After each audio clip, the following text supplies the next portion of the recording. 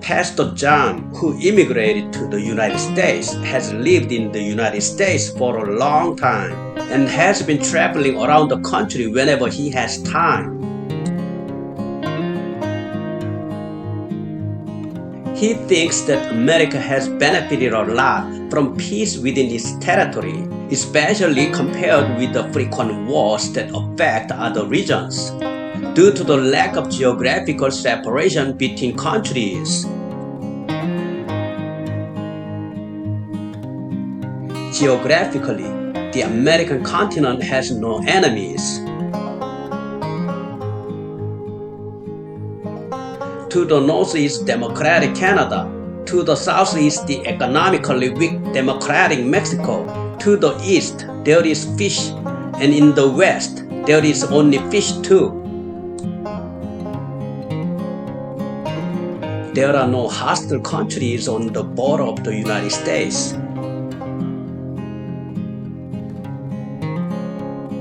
On the other hand, China and Russia have borders with many countries.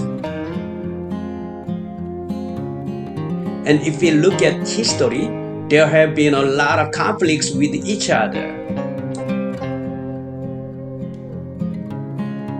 Among the wars of the 19th century, the war with the highest casualties in a single battle was Napoleon's expedition to Russia.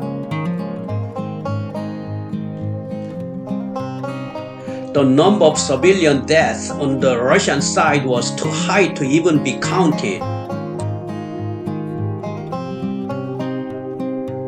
At least 400,000 people were killed in Napoleon's army alone.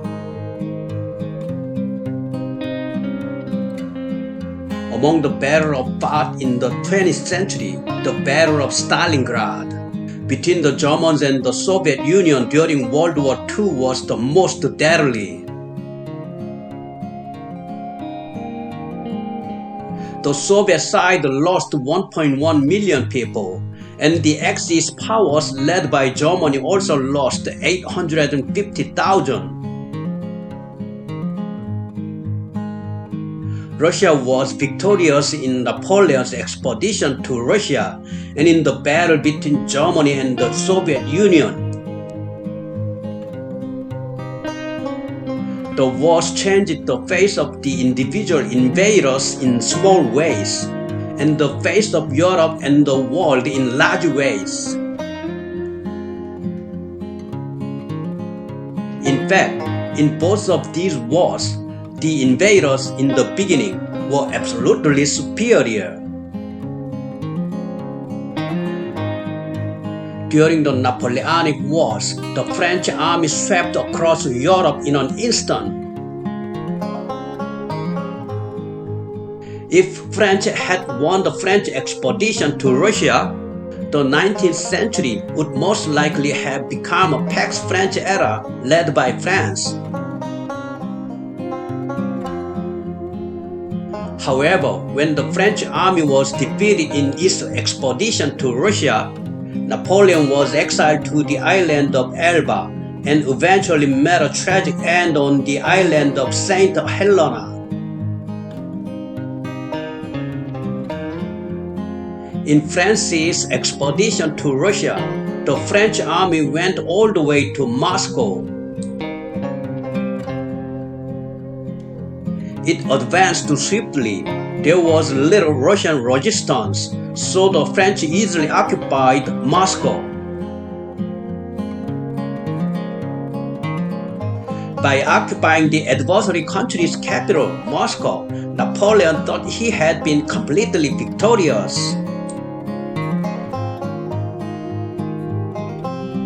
But then the war really started. From then on, the French army did not fight the Russian army, but had to fight the harsh cold weather of Moscow. The Russian command retreated and continued to besiege Moscow from the outskirts. French soldiers marching into Moscow in summer clothes were forced to fight a climatic army called General Winter in Siberia.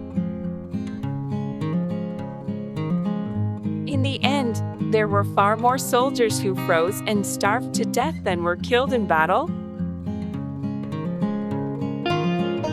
The harsh cold weather in Russia was part of the Russian army. The situation was similar in the Battle of Stalingrad during the Second World War. The German defeat at Stalingrad severely weakened Germany and eventually led to their total defeat in the Second World War. And Hitler himself, who had been defeated, ultimately committed suicide. At the beginning of the war, Hitler's army advanced into Russia from 3 directions, and the German forces were overwhelmingly superior. Russia continued to withdraw to the rear. Then, on the way to the oil field in the Caucasus region, where Stalingrad was the top target of the German attack, Russia started a large-scale counterattack. In the end, Hitler's army also lost to cold weather rather than being defeated by the Soviets. The prolonged siege and the street fighting in Stalingrad brought the Germans into the harsh Siberian weather. In the end, many German soldiers, whose supplies were cut off, froze and starved to death.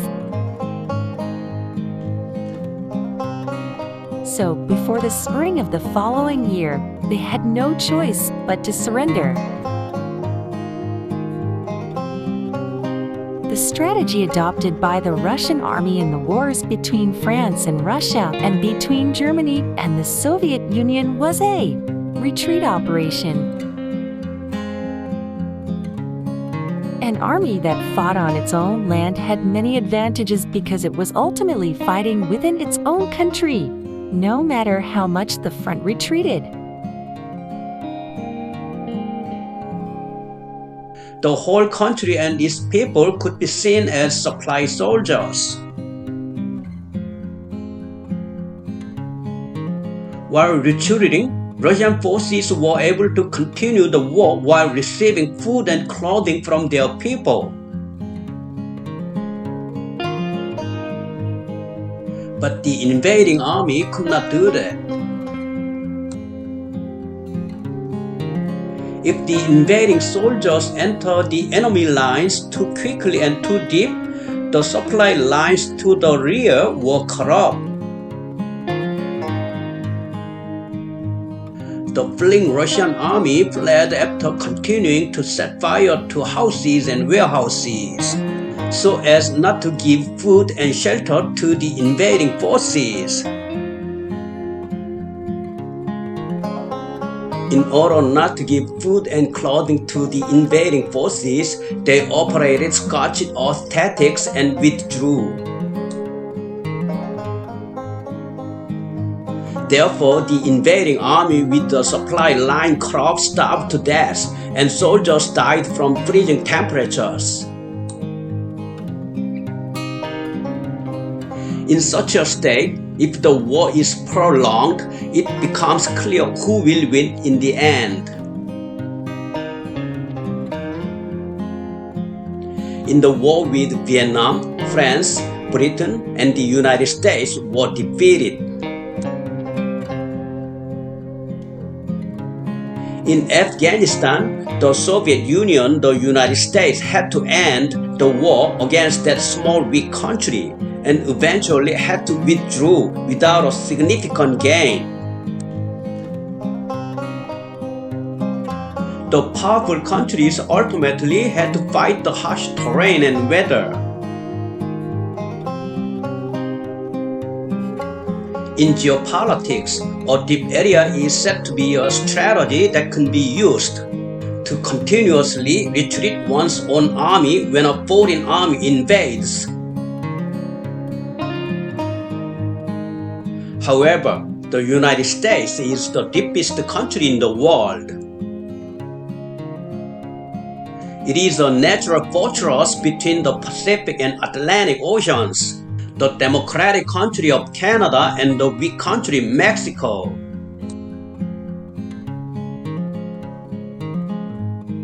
For any great power on earth to invade the United States, it must cross the wide Pacific and Atlantic Oceans. If a great power invades the United States can exhaust its opponents by moving its leadership to the Rocky Mountains or the Grand Canyon, as the enemy would have to travel thousands of kilometers to pursue them. A war eventually requires infantry to walk in and raise the flag of victory. When you drop a huge bomb from the sky, it looks like the attacking side wins at first. However, when the infantrymen come in to capture the last ground, the guerrillas who have been hiding keep coming out from all directions. Then the invaders have to fight the guerrillas endlessly, so that war cannot be won. In that respect, the United States has the greatest geopolitical advantage. In fact, the territories of the United States and China are similar in size. However, the geographical conditions of China and the United States are very different. America's geographical conditions are far superior to China's. We will go into detail in the next part. Thank you for watching the video, America's Control of Sea and Land Across the Globe Part 1, provided by History and Current Events. I'm Rebecca, Mia, Katie, Leah, and Tony have contributed so far as narrators. Thank you.